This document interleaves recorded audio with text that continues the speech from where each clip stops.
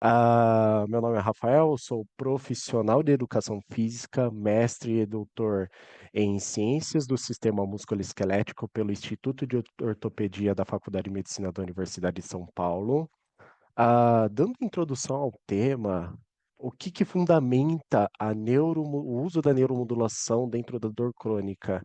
Então, antes disso, precisamos falar sobre as alterações cerebrais associadas à dor crônica. E quais são essas alterações? Alguns estudos por imagem, principalmente por imagens encefalográficas, mostram que indivíduos com dor crônica apresentam padrões de conectividade diferentes. O que isso significa? Indivíduos com dor crônica apresentam uma redução do potencial evocado, ou seja, quando eu dou um estímulo no córtex motor primário, a diferença até o estímulo periférico ocorrer é maior em relação ao indivíduo saudável.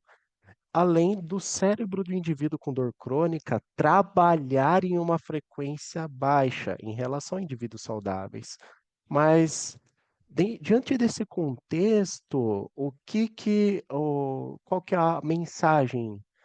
A mensagem ainda não é clara. Alguns autores vêm trabalhado numa teoria chamada disritmia tálamo-cortical, onde a comunicação entre o córtex cerebral e o tálamo, ela se ocorre de maneira difusa, ou seja, o cérebro é ativado de forma mais difusa. E essa, visando confirmar esse mecanismo, alguns estudos, principalmente do grupo da Ploner, trazem uma visão, um modelo de reconstrução de ressonância magnética funcional, no qual eles comparam indivíduos com controle, ou seja, indivíduos sem presença de dor crônica e indivíduos com dor crônica. E o que que eles observaram?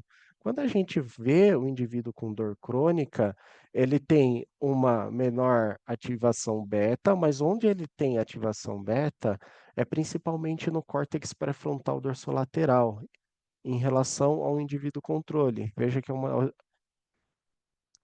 E isso também se faz em relação à alteração gama. Então, o que que isso traz mensagem? Olha, indivíduos com dor podem apresentar uma ativação difusa no córtex pré-frontal dorsolateral direito e esquerdo, e também em relação ao córtex motor primário.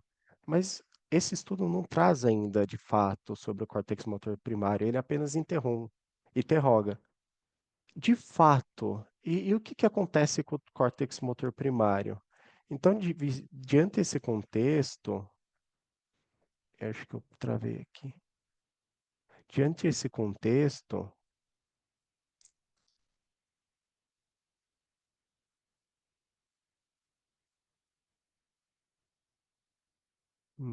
tá. Diante desse contexto, é, um estudo basicamente do grupo do professor Abraão, da Universidade Federal de São Caetano do Sul, trazem, da Universidade Federal do ABC, trazem uns achados interessantes. E em relação ao córtex motor primário, ele comparou indivíduos que têm apenas dor patelofemoral, ou seja, uma dor ridícula, desculpe a boca, em relação ao indivíduo controle. E veja que o indivíduo que tem dor, síndrome patelofemoral, ele apresenta uma ativação difusa no córtex motor primário. E o que que isso implica?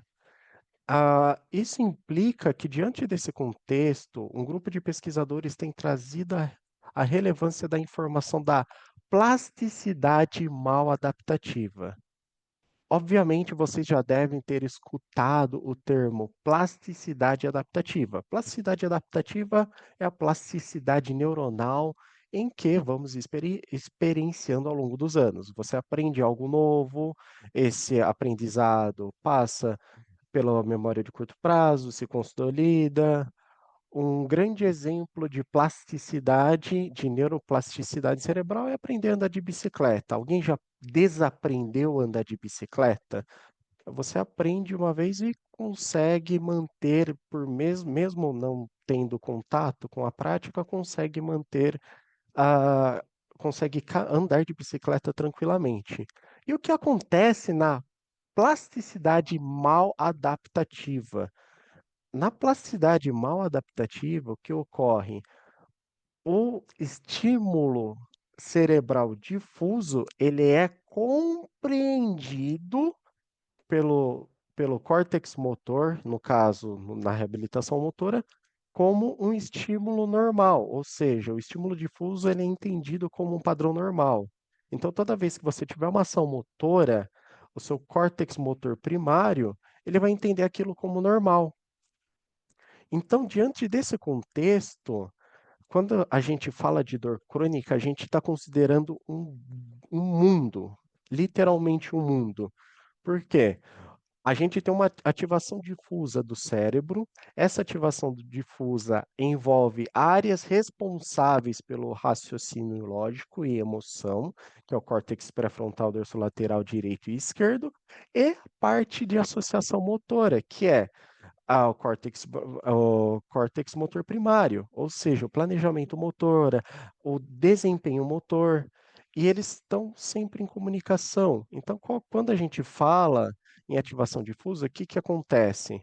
Você tem um estímulo crônico, mal adaptativo, que influencia em outras áreas cerebrais, você traz um monte de comemorativos. Então, quando estamos falando de dor crônica, estamos falando de uma gama de comorbidades associadas, como, por exemplo, a fadiga, o aumento da percepção de fatigabilidade periférica e central, ou seja, quando a gente fala de fadiga central, a gente fala de uma fadiga que o indivíduo não consegue se expressar sobre aquela percepção de fadiga, ele não entende se é algo periférico, ele acha que é um cansaço mental. Então, quando se mensura, a melhor forma de mensurar a fadiga, a dor crônica, atualmente é o conjunto de testes uni e multidimensionais, o qual eu vou dar uma pincelada posteriormente. Mas quando falamos de fadiga, no geral, associada à dor crônica, ela tem de ser muito mais centralizada. E isso corrobora para a diminuição de capacidade funcional, porque uma vez que o indivíduo tem dor crônica, ele já não consegue, ele já se sente fadigado, ele não tem entusiasmo em realizar atividades físicas. O que que vai acontecendo com o nível de atividade física dele, consequentemente, vai diminuindo. E, consequentemente, afetando a saúde mental desse indivíduo. Porque uma vez que o cérebro do indivíduo com dor crônica tem uma ativação difusa, e alguns estudos mostram que é um cérebro muito mais emocional. Até mesmo, até mesmo quando consideramos a definição de dor em si, a gente está falando de um estímulo real ou potencial. Então, dor é muito abrangente. Diante desse contexto, uma estratégia recente tem sido a neuromodulação não invasiva. Basicamente, ah, basicamente é um conjunto de técnicas. Mas eu gosto de ressaltar antes, até mesmo antes de falar de reabilitação no geral, acho que todo mundo aqui dentro dessa sala já se deparou com um laudo de algum profissional de saúde falando: olha, o indivíduo tem dor crônica, ele não pode fazer atividade física, ele não pode agachar. Saiba que grande parte desse pressuposto partiu essencialmente desse estudo controlado, que ele testou a imobilização como parte de tratamento. E esse estudo ele se tornou fonte, ele se tornou eu vou dizer, me sinto até confortável em dizer, uma das principais fake news da dor crônica, em, em, em trazer suporte para as pessoas falarem: "Ei, se você fazer exercício vai ficar ruim." É muito pelo contrário. Quando a gente fala de dor crônica, a gente pode pensar em exercício, pode pensar em neuromodulação, mas a grande questão aqui é a neuromodulação. Por que a neuromodulação? porque eu insisto em falar em neuromodulação. Qual que é o grande desafio dentro da dor crônica? Ah, eu acho que não só da dor crônica, assim da reabilitação em geral, é a adesão ao tratamento desse indivíduo. Grande parte dos protocolos os estudos com protocolos, treino de força, envolvem no mínimo 4, 8 semanas e até 12 semanas. Nesse contexto, a neuromodulação ela pode ser uma ferramenta adjuvante a qual você pode corroborar com a sua reabilitação, ou seja, tentando engajar o paciente com uma estratégia de intervenção mais curta, enquanto os protocolos com neuromodulação associado ao exercício são no máximo de 2 semanas, até mesmo porque a plasticidade envolvida na neuromodulação ela atinge o efeito teto. Então, diante desse contexto, o que, que é o raios da neuromodulação?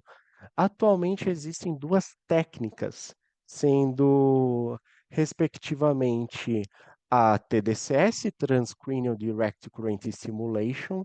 Basicamente, é um polo positivo, que é o ánodo, e um polo negativo, que é o cátodo, ou neutro. Às vezes o cátodo é o neutro, dependendo da área que você quer estimular.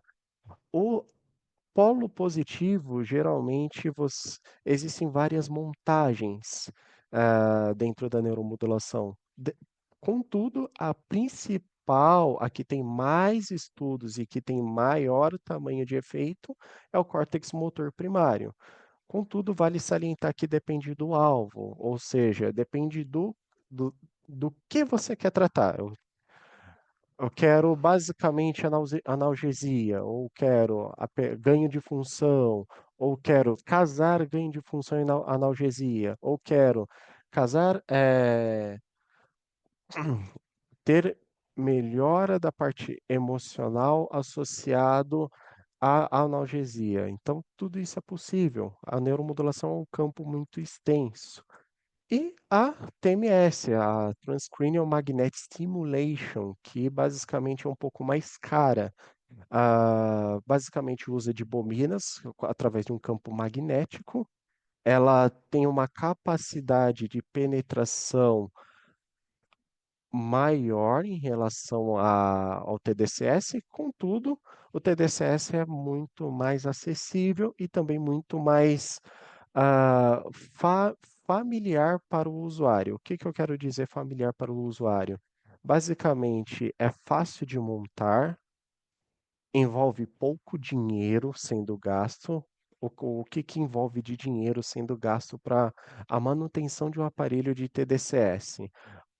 Bucha, trocar a bucha essencialmente. O aparelho ele é movido a bateria, então basicamente trocar a bateria dura bastante. O aparelho ele custa na casa de uns R$ 3.000, mas é um gasto de uma vez, enquanto o aparelho TMS a gente já está falando para na casa de 80, R$ 90.000 e com uma finalidade que com pouca capacidade de deslocar. Enquanto o TDCS você pode eh, transitar com ele em diferentes espaços, você pode levar numa clínica que você está atendendo, fazer higienização e ir para outra clínica. O TMS não, ele fica exatamente, ele tem que permanecer num lugar, até mesmo que o aparelho é enorme. E o que que se sabe sobre o efeito do TDCS? Basicamente, hoje eu vou focar bastante no TDCS, porque é o que é mais comum e é o que é mais acessível. E, inclusive, há uma briga muito boa que o pessoal da Físio está tentando colocar isso no Sistema Único de Saúde. Então, o TDCS, basicamente, esse é um estudo muito clássico. Ele foi feito em 2016 pelo grupo do professor Abraão, no qual ele comparou um grupo que fez estimulação Chan. O que que é uma estimulação Chan? O indivíduo foi montado, fez toda a montagem.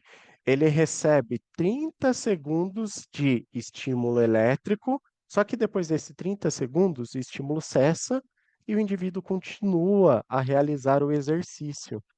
E ele continua a realizar o exercício.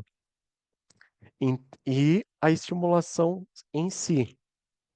O exercício foi feito caminhando em esteira e o que foi avaliado antes? O limiar de pressão à dor através do algeômetro e também a escala analógica, a escala numérica de dor. Os indivíduos foram submetidos a 4 semanas, 16 sessões de protocolo, sendo as duas primeiras todos os dias o paciente ir lá e depois um espaçamento. E quais foram os resultados? Quando a gente fala na intensidade de dor, nós podemos ver aqui a, em- a, em- a relação do primeiro grupo, que fez a TDCS mais o exercício aeróbico, ou o grupo que fez o exercício aeróbio, o grupo que fez apenas exercício, o TDCS, em relação à primeira, ao antes até após a última sessão da quarta semana. Então, o que que vemos aqui? Em relação à intensidade de dor, olha que interessante, galera. Há uma diminuição expressiva e significativa em relação à primeira e à a segunda semana. Contudo, nota-se que durante a terceira e a quarta, há uma aproximação, mas ainda o efeito sobre a intensidade da dor se demonstrou maior em relação ao grupo que fez a terapia combinada. Em relação ao limiar de pressão por dor, ah, não sei se algum de vocês já teve contato com o algeômetro. Algeômetro, basicamente, ele é composto por um relógio que vai medir basicamente a pressão exercida sobre o indivíduo, há, há pontos definidos pela literatura. Tradicionalmente, são os antigos Tiger Points da fibromialgia, em alguns protocolos, que você utiliza. Então, basicamente, quanto mais você conseguir apertar ou gerar ou fazer pressão no indivíduo, maior a capacidade, tolerabilidade do indivíduo à dor. Enquanto menos pressão, menor tolerabilidade a estímulo doloroso. Então veja que interessante. Em relação ao grupo que fez o TDCS com o exercício aeróbico, veja que aumentou, ou seja, quando foi exercida a pressão, quando foi exercida a pressão, o indivíduo tolerou mais a pressão do aparelho. E em relação ao grupo que fez apenas o exercício aeróbio, houve um aumento, mas bem tímido. E o grupo que só fez estimulação melhorou um pouco e se manteve. E esse outro protocolo, ele é também muito interessante, porque existe uma briga muito grande dentro da lombalgia crônica. Lombalgia crônica é extremamente comum, mas ainda não se sabe quais protocolos devem ser utilizados. Então, basicamente, esse protocolo ele traz, ele observou ao longo de 10 sessões e foi avaliando durante cada sessão o antes e depois da percepção de dor. Isso é bem interessante. Veja que, ah, veja que quando a gente fala em relação à primeira estimulação, a gente vê que o grupo que fez a estimulação real, eles oferecem diferenças do ponto de vista estatístico em relação ao grupo que fez sham. Contudo, vale salientar como limitação desse estudo, eh, para quem é profissional de educação física, já deve ter trabalhado com a escala de Borg. E trabalhar com a escala de Borg é um negócio muito engraçado, porque você tem que ensinar a pessoa a reportar direito a escala de Borg. É muito comum, uma época eu fazia teste ergospirométrico, eu chegava aos pacientes e falava assim, de seis a 20, ah, 10. A pessoa, aí daqui a pouco, de 6 a 20, 20. Você tem que ensinar a pessoa a entender os seus sinais internos. E é o mesmo em relação à dor. O indivíduo acaba sendo treinado a entender em relação à escala numérica. Então isso gera um viés da própria ferramenta. Existem outras formas de se avaliar. O que eu recomendo dentro da prática clínica é casar duas ferramentas diferentes, como, por exemplo, uso uma escala numérica de dor e uso um questionário multidimensional, como, por exemplo, o McGill.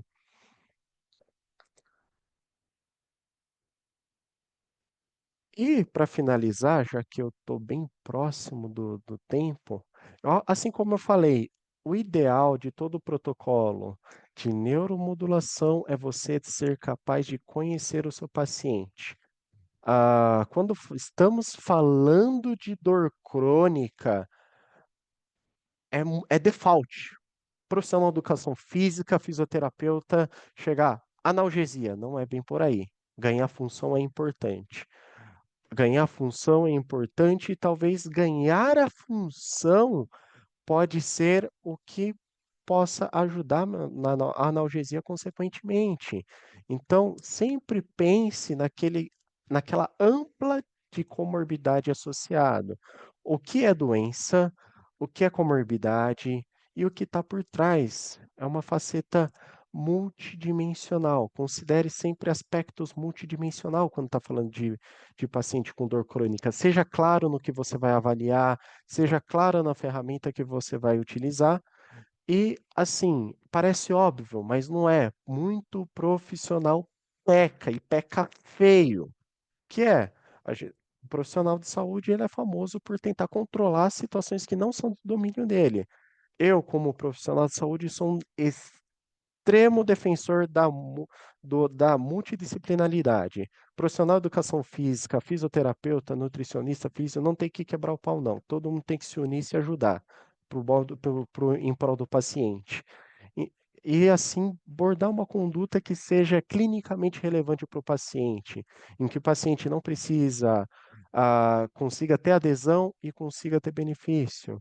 Ah, por fim, eu deixo o meu agradecimento. Vocês estão trabalhando com a maior mão, com a maior ferramenta disponível de reabilitação e também na saúde, que é, cara, vocês estão dando função, trazendo uma pessoa para ter mais qualidade de vida, para ela poder viver momentos com sua família. Então, prezem muito bem. Eu sei que todo mundo está aqui 8 horas da noite estudando, são grandes profissionais. Sempre pense nisso, para quem vocês estão trabalhando e como vocês podem ajudar. Deixo aqui meu agradecimento, meu e-mail está lá no começo. Sintam-se à vontade para dúvidas e encerro a palestra aqui. Muito obrigado a todos.